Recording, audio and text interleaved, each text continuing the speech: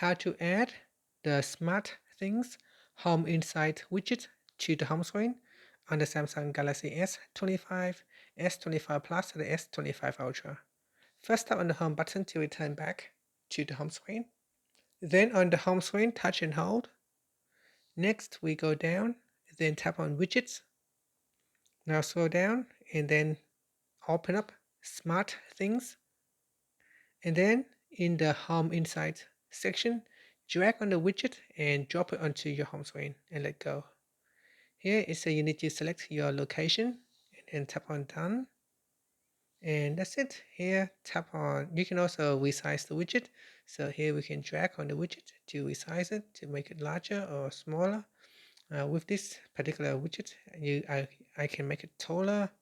It doesn't seem like I can make it wider, but I can make it taller. And here we got the quick remote, energy saving, get started, and control lights.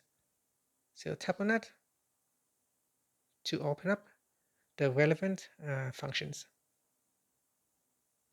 Here I can tap on control lights, control your TV with your phone.